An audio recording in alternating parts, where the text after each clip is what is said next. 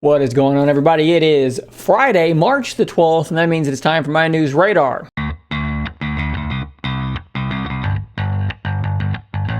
As always, this channel is community supported, so please do consider becoming a YouTube member or a patron on Patreon, or even just hitting like, share, subscribe, comment. Any of those things do help tremendously. Thanks. It's a pretty light news day today, and I can't really find a lot worth talking about, but one thing that I did want to talk about today is an ongoing problem I have had with the Surface Duo, and that is the fact that when you're in the camera, and I've talked about this ad nauseum, but when you're in the camera, sometimes slight movements that you're intending to be the movements necessary to switch the screens on the camera, so basically you can take either a selfie or an outward facing photo, sometimes those movements are interpreted as those movements, and thusly the camera will switch screens on you, making the photography experience extremely frustrating on Surface Duo. Well, there is a thread ongoing on Reddit right now where there's a conversation taking place about whether or not the latest version of the Microsoft launcher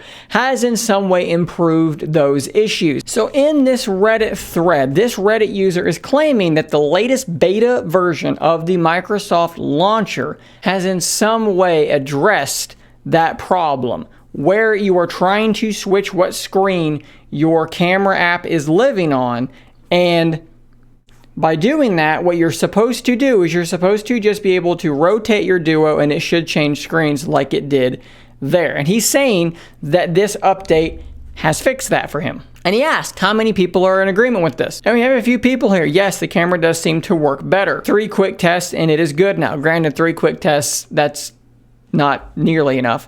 Here's another one. True, what an improvement. Rotating, flipping, all snappy, working every time. Now, I do want to also point out here that I've actually been tweeted at by a couple of people that mentioned that it wasn't the beta launcher that seemed to fix it for them. So more than anything, I'm just kind of posing this question to you guys. Have you updated on the beta launcher? Are you seeing any difference at all with the camera app?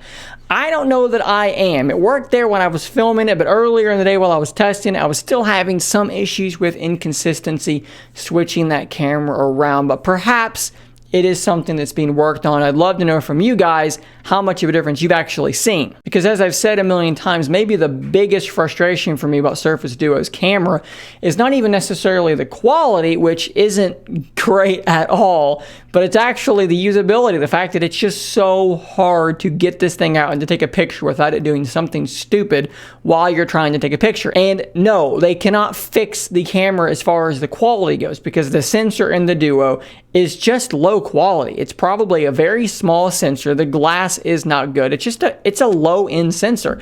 There's no amount of software that's going to make this thing take good pictures.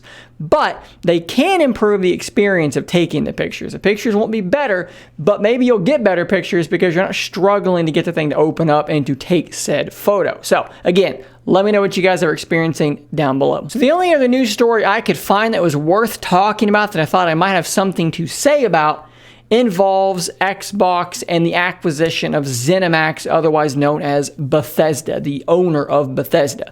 So if you don't know, Microsoft spent, a handful of billions of dollars to purchase ZeniMax, who is the parent company of Bethesda. And if you don't know, Bethesda is the guys who make, the Elder Scrolls, Fallout. They've been behind the recent Doom rebirth, so to speak. So now Microsoft does own all of those properties. And upon finding out about all that news that they were going to buy ZeniMax, a lot of people began wondering, well, a lot of these properties are multi-platform. So you can play them on your PlayStation, on your PC, on your Switch, and on your Xbox. What will happen down the line? Will Microsoft rein these in and make them exclusives to the Xbox and PC ecosystem? And unfortunately, we've had to wait a long time to get really any information at all on this, because we had to wait for this deal to go through and to be filed, FCC, all these lovely things. And it's finally done that. The purchase is complete. Xbox now does own, Microsoft does now own ZeniMax and all of the Bethesda properties.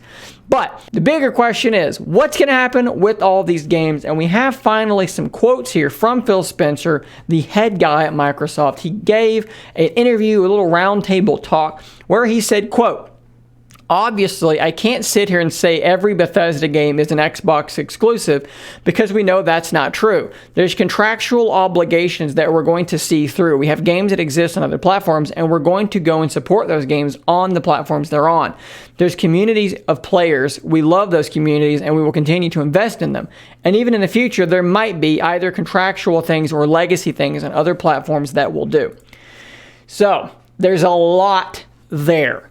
There are contractual things. So there are a handful of games that Bethesda as a whole had been working on that we know were already either coming to PlayStation or were even PlayStation exclusives. Games like Deathloop and Ghostwire, we know are coming to PlayStation. There are contracts in place. Microsoft isn't going to have to, kill those contracts, and I'm sure pay a lot of money to Sony to break those contracts. Potentially lawsuits could ensue.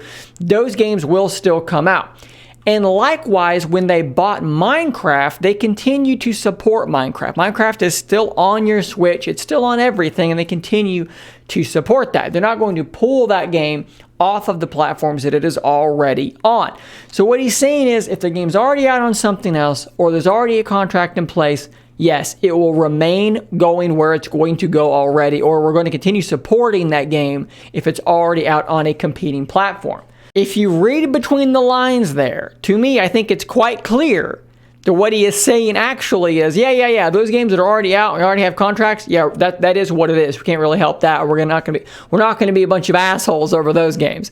However, the ones that don't have contracts, so the next Elder Scrolls game, Fallout 5, these sorts of things down the line, they will be Xbox and PC exclusives. You can mark my words on that. He goes on to say, if you're an Xbox customer, the thing I want you to know is this is about delivering great exclusive games for you that ship on platforms where Game Pass exists. And that is telling. This is about getting exclusive games onto platforms that have Game Pass. This is all about Game Pass. You pay them a subscription, a monthly fee to get access to hundreds of games, and that's what this is about. Everything is moving towards the subscription-based model, monthly subscription. Netflix has paved that way for everyone, and that is where we are going. That is what this is about. He goes on, and that's our goal. That's why we're doing this. That's the root of this partnership that we're building. And the creative capability we'll be able to bring to market for Xbox customers is going to be the best it's ever been on Xbox after we're done here. It is all about Game Pass. So if your PlayStation doesn't have Xbox Game Pass, which it won't, you're not going to get those games. And look, I can see how that can be really upsetting for some people, big Elder Scrolls fans that have always been PlayStation gamers. You're not going to get that game. I'm sorry. It's a bummer. But the good news is that Game Pass is an increasingly phenomenal deal, and you can pay a pretty small monthly fee on PC for Ultimate, which lets you not just play the games on your PC, on your Xbox, but also stream them to your phone, $15 a month for hundreds of games and that ability. It's actually a really great deal, and I've harped on this a lot for the last several months. Microsoft is incredibly serious about Game Pass. I mean, look, they just dished out, what was it, $7.5 billion to buy ZeniMax, and that's with Game Pass in mind. That's to sell Game Pass subscriptions. This is all they're doing. This is their only focus right now when it comes to Xbox, and I think it's really interesting and a very bold strategy that is either going to work out and is going to pay massive dividends down the road, or it's going to be a massive failure and it's going to hurt Microsoft pretty badly.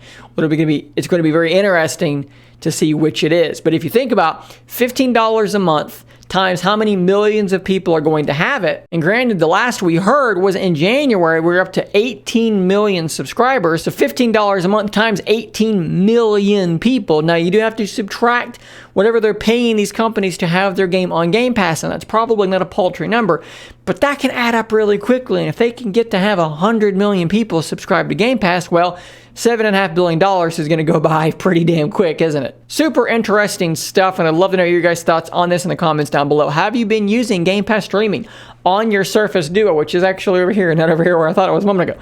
Have you tried that out? Are you enjoying Game Pass? It's something I've used a fair amount, although not really the streaming, but I love having it on my PC for games like Sea of Thieves and things like that. Let me know in the comments down below. Guys, that's all the news I have for you today. Be sure to check back every Monday, Wednesday, and Friday for the next news radar. I'll see you on tomorrow morning's live stream. stream at 10 o'clock Eastern time to answer questions about this guy here, the Galaxy Z Fold 2 5G. And until next time, stay nerdy, my friends.